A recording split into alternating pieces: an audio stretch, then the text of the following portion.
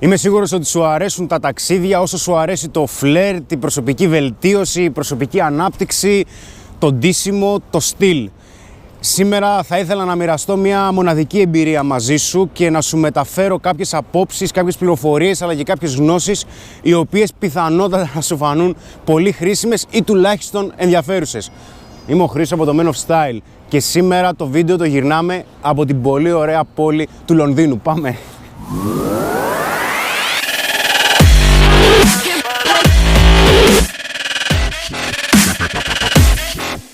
Ξέρω πως είναι περίεργο, όμως ποτέ στη ζωή μου δεν είχα σαν όνειρο, δεν είχα σαν αποθυμένο να κάνω πολλά ταξίδια.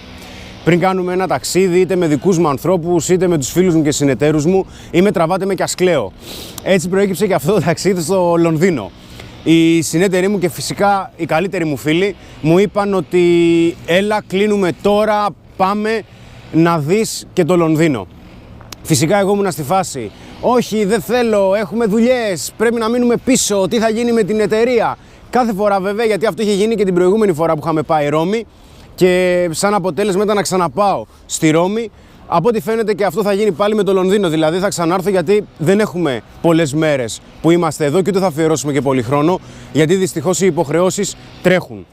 Ωστόσο, το να μπορείς να βλέπεις διαφορετικές κουλτούρες, το να μπορείς να βλέπεις διαφορετικό τρόπο επικοινωνίας ανάμεσα στους ανθρώπους είναι κάτι εξαιρετικά σημαντικό και κυρίως σου δίνει ερεθίσματα. Όταν το μυαλό μας λαμβάνει συνεχώς νέες πληροφορίες, νέες εικόνες, τότε αρχίζει και αποκτάει ένα είδος εμπειρίας, διευρύνει τα κριτήριά του, τον τρόπο που αξιολογεί καταστάσεις και προφανώς βγαίνουμε εκτός ζώνης άνεσης, το οποίο είναι πολύ σημαντικό όχι μόνο στο φλερτ, αλλά και στα ταξίδια μας και στην καθημερινότητά μας.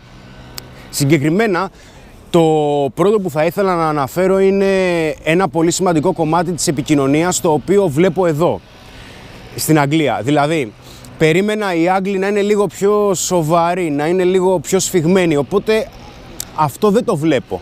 Βλέπω να είναι πάρα πολύ ευγενικοί, λένε πάρα πολύ εύκολα thank you, sorry. Στο μετρό σηκώνονται για να καθίσουν άλλοι άνθρωποι οι οποίοι μπορεί να είναι πιο ηλικιωμένοι, πιο συχνά από ό,τι έχω παρατηρήσει να γίνεται στην Ελλάδα, και είναι με το χαμόγελο.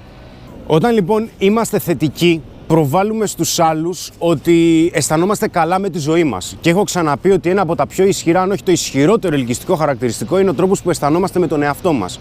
Όταν στους άλλους προβάλλουμε ότι γουστάρουμε αυτό που κάνουμε, γουστάρουμε τη ζωή μας, τότε προφανώς οι άλλοι βλέπουν μία αξία σε αυτό και θέλουν να γίνουν μέρος της πραγματικότητάς μας και της καθημερινότητάς μας, το οποίο αυτό και επικοινωνιακά και στο φλερτ και στις φιλικές σχέσεις, σε κοινωνικούς κύκλους έχει πολύ μεγάλη επίδραση και είναι ένα επικοινωνιακό εργαλείο το οποίο είναι απαραίτητο να το αξιοποιείς, τουλάχιστον να το τεστάρεις και να δεις ποια είναι τα αποτελέσματά του. Σιγά σιγά βέβαια να περάσουμε και στο θέμα το οποίο μας απασχολεί και σε απασχολεί περισσότερο, το οποίο είναι το φλερτ.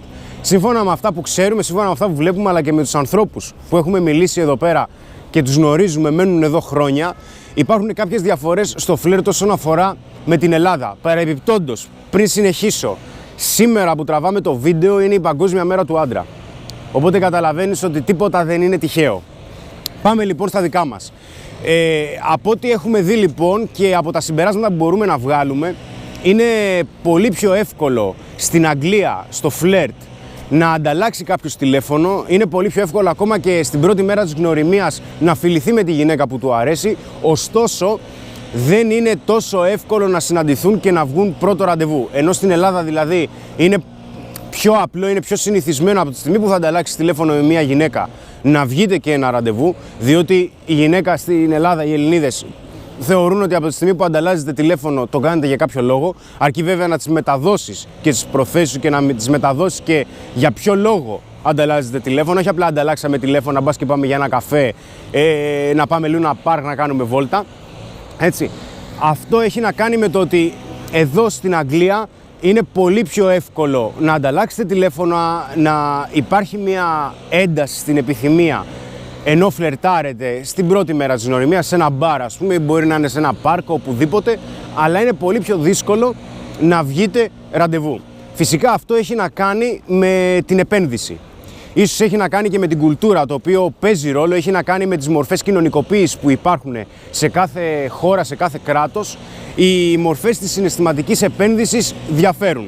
Δηλαδή, υπάρχει περίπτωση η συναισθηματική επένδυση που θα χρειαστεί να κάνεις να περιλαμβάνει περισσότερο έλξη, γιατί και η έλξη δημιουργεί έντονα συναισθήματα, όμως η έλξη είναι εκείνη που θα κάνει τη γυναίκα να θέλει να ανταλλάξετε τηλέφωνα, ωστόσο η άνεση, η οικειότητα και κυρίως η εμπιστοσύνη είναι αυτά τα οποία θα την κάνουν να θέλει να σε ξαναδεί και να προκύψει το πρώτο ραντεβού. Οπότε και σε αυτή την περίπτωση, αν βλέπεις ότι δεν έχεις τα απαραίτητα αποτελέσματα ενώ έχεις ανταλλάξει κάποια τηλέφωνα και δεν υπάρχουν πρώτα ραντεβού, δεν κάνεις πρώτο ραντεβού, τότε θα χρειαστεί να κοιτάξεις με ποιον τρόπο δημιουργείς συναισθήματα στη γυναίκα, με ποιον τρόπο γίνεται αυτό το είδος της συναισθηματικής επένδυσης. Το δεύτερο χαρακτηριστικό που μπορείς να δεις εδώ είναι ότι οι άνθρωποι κοινωνικοποιούνται πολύ πιο εύκολα. Είναι ευγενικοί, χαμογελούν και είναι πολύ πιο εύκολο να πιάσεις συζήτηση με μια γυναίκα που σου αρέσει.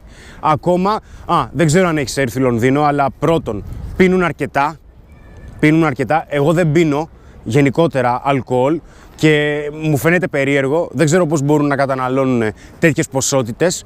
Και το δεύτερο είναι ότι λόγω του καιρού βγαίνουν έξω πιο νωρίς.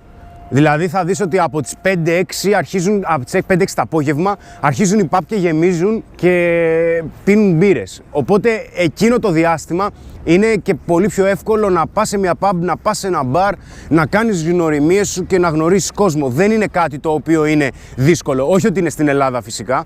Το θέμα είναι το πώς νιώθεις και το πόσο καλά αισθάνεσαι με αυτό που θέλεις. Βέβαια αυτό έχει να κάνει και με τις ανάγκες σου.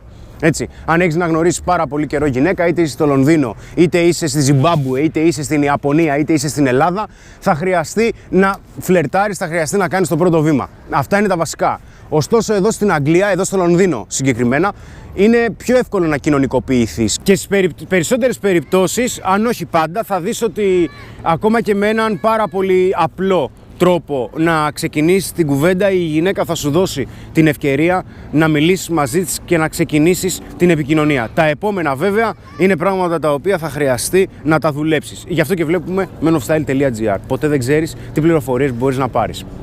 Ένα τρίτο χαρακτηριστικό του φλερτ εδώ στο Λονδίνο είναι ότι ο κόσμος φλερτάρει πάρα πολύ μέσω Tinder συγκεκριμένα. Στην Ελλάδα έχουμε περισσότερο το Facebook, εδώ τα μέσα κοινωνικής δικτύωσης αλλάζουν. Ο λόγος που συμβαίνει αυτό είναι πρώτον γιατί έχουν βεβαρημένο ωράριο, δουλεύουν πολύ, και ο δεύτερος λόγος, ο οποίος ενισχύει ακόμα περισσότερο και τη σκληρή δουλειά, είναι το κλίμα. Το κλίμα εδώ έχει υγρασία, βρέχει συχνά, σκοτεινιάζει νωρίς, γενικότερα ο καιρός είναι γκρίζος, έχει μια μουντάδα, οπότε σε αυτήν τη φάση σε ευνοεί περισσότερο να κάτσεις και να δεις με ποια κάνεις match στο κινητό παρά να βγεις έξω και να μιλήσεις με μία άγνωστη και να τη φλερτάρεις. Μην ξεχνάτε να ταξιδεύετε, να φλερτάρετε και να γίνεστε συνεχώς καλύτεροι σε τομείς που πραγματικά γουστάρετε και σας αρέσουν. Οι νέες εμπειρίες ανοίγουν το μυαλό μας, ανοίγουν τις ορίζοντές μας και μας πρόχνουν να εξελίξουμε ακόμα περισσότερο τις ήδη υπάρχουσες ικανότητές μας. Ήμουν ο Χρήστος από το Men of Style και το βίντεο αυτό ήταν από το Λονδίνο. Να είστε καλά!